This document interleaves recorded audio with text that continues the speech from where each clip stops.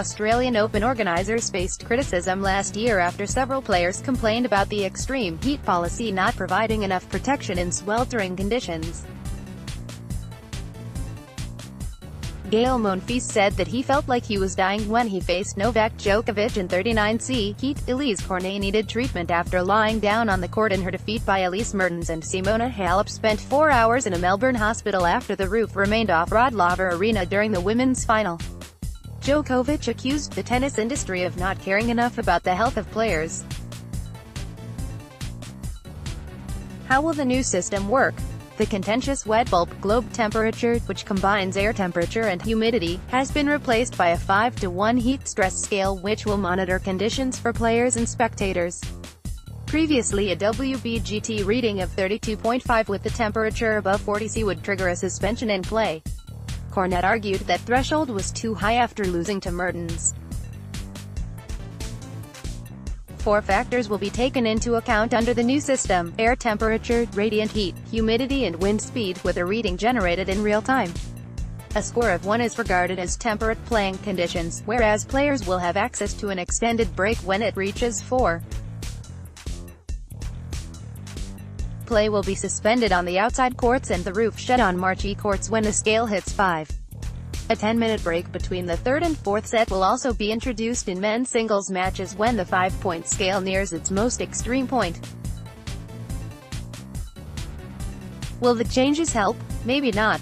While heat-related breaks for male players will bring the tournament into line with the US Open, there is concern after Craig Tiley, the tournament director, confirmed none of last year's decisions to continue play would have been overturned under the revamped system. What's the forecast? Highs of 37°C are predicted for Monday, but it looks more agreeable as the week progresses.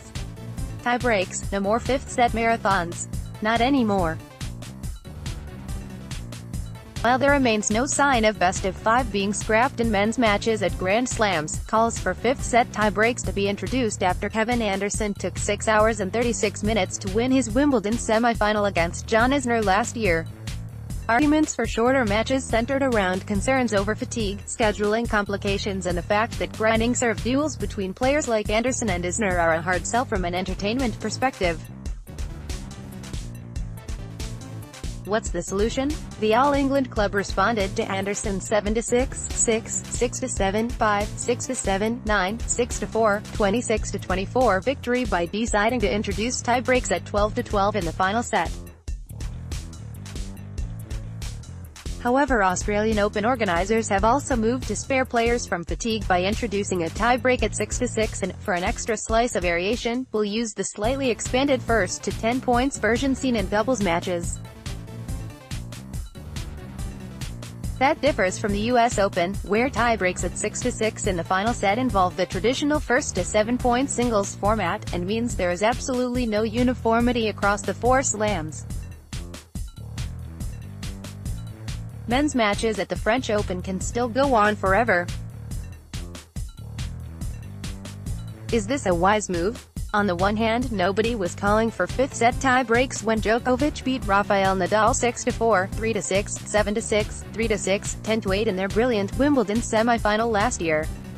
On the other, nobody enjoys watching two big servers become locked in a stalemate, and shortening matches will probably enhance tennis's overall appeal at a time when the sport is experimenting with tweaks in a number of areas.